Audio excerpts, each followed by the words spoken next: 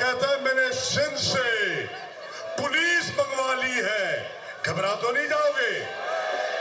وہ کہتا ہے میں نے بدماشوں کی ذمہ داری لگا دی ہے کہ جو تمہارے راستے میں رکاوٹ بنیں گے، رک تو نہیں جاؤ گے؟ تو پھر جب یہ قاتلانہ حملہ ہوتا ہے وزیر آباد میں تو عمران خان فیصلہ کرتے ہیں ہم رک جائیں یا چلتے چلے جائیں۔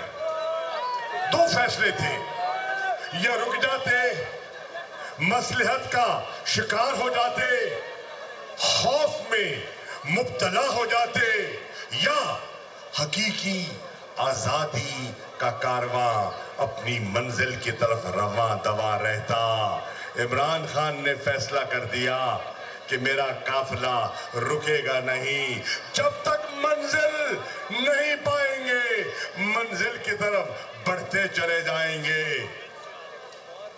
عمران خان نے لاہور سے وزیر آباد تک جی ٹی روڈ پر ایک نظارہ دیکھا۔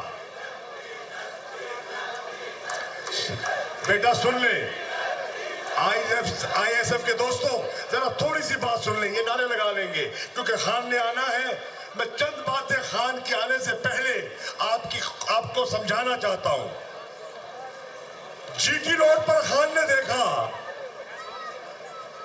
لاہور، فیروز والا، شاہدرہ، کاموں کی، مرید کے، گجرانوالہ، ہر شہر میں، ککھڑ منڈی، اس نے دیکھا کہ پوری جی ٹی روڈ پر تحریک انصاف متحرک دکھائی دے رہی ہے۔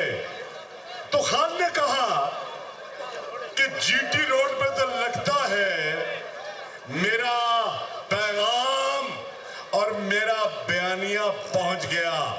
تو ہم نے بیٹھ کر فیصلہ کیا، ڈاکٹر صاحبہ، حماد اظہر، ملک عامر ڈوگر، ہمارے ضلعی پریزیڈنٹ چودھری امتیاز صاحب، ہم نے بیٹھ کر فیصلہ کیا کہ ذرا جی ٹی روڈ سے اتر کے دیکھیں کہ کیا جی ٹی روڈ سے ہٹ کر بھی کوئی عمران خان کا نام ہے۔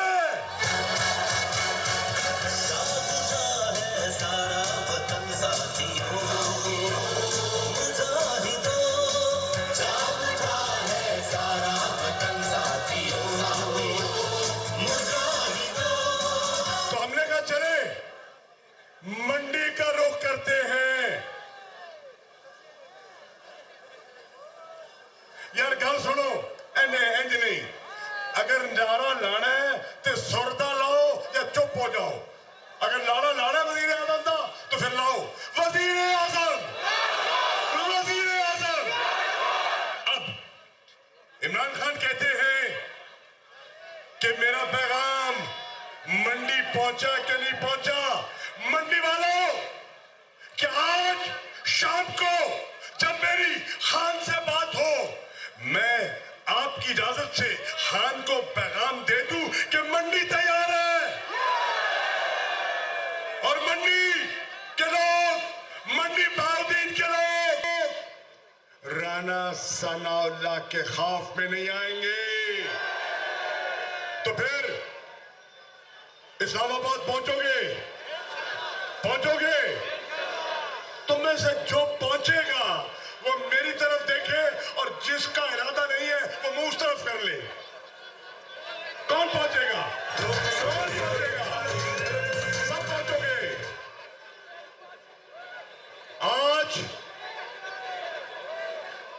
آج میرے ساتھیوں، منڈی بہاؤدین کے دوستوں، ہم تمام پنجاب کے منتخب ممبران قومی اسمبلی اور صوبائی اسمبلی، آج ہم لاہور میں سپریم کورٹ کا جو رجسٹری ہے وہاں گئے، درخواست لے کر گئے، اور جج صاحبان سے درخواست کی کہ جج صاحب، چیف جسٹس صاحب، آپ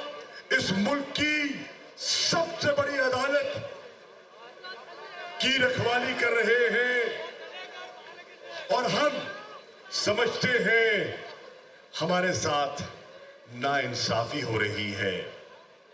मेरे दोस्तों, देहाती लोग हो और आप जानते हो कि यहां जब वारदात होती है तो मुद्दई को अपनी मंशा के मुताबिक अपनी शिकायत एफआईआर की शक्ल में दर्ज कराने का कानून हक देता है कि नहीं देता? बताओ, हक देता है? एक आम शहरी को हक देता है? तो फिर एक साबिक वजीर आजम, एक सबसे बड़ी मुल्क की वाहिद वफाकी जमात के चेयरमैन को हक मिलना चाहिए। बेटा सुन ले आप, आईएसएफ के दोस्तों, जरा संजीदा हो जाओ, बात सुनो मैं क्या कह रहा हूं। क्या पाकिस्तान का कानून मुल्क के साबिक वजीर आजम को, जिस पर कातिलाना हमला होता है, उसको अपनी मंशा के मुताबिक एफआईआर कटवाने का हक देता है कि नहीं देता? अगर वो कहता है कि मेरे 3 ये मुजरिम हैं, तो उन मुजरिमों को कटहरे में खड़ा करना चाहिए कि नहीं करना चाहिए? ये आज दरखास्त लेकर हम सुप्रीम कोर्ट की खिदमत में हाजिर हुए। आजम स्वाति एक मुंतखब सेनेटर है और सेनेट पाकिस्तान का नुमाइंदा ऐवान है जो चारों वफाक की इकाइयों की नुमाइंदगी करता है। उस पर, उसकी इज्जत पर, उसके घर पर, उसकी चादर और चार दीवारी को पामाल किया गया। क्या पाकिस्तान का कानून इसकी इजाजत देता है? बताओ, देता है? क्या हम भी बेटियों वाले हैं, बहनों वाले हैं? क्या किसी की इस तरह तस्दीक होनी चाहिए? तो हम कह रहे हैं कि उसे इंसाफ मिलना चाहिए। और तीसरा मुद्दा जो आज हम लेकर सुप्रीम कोर्ट गए, वो था कि एक सच लिखने वाला सहाफी, जिसको मायल करने की बहुत कोशिश की गई, पर वो सच लिखने से बाज ना आया।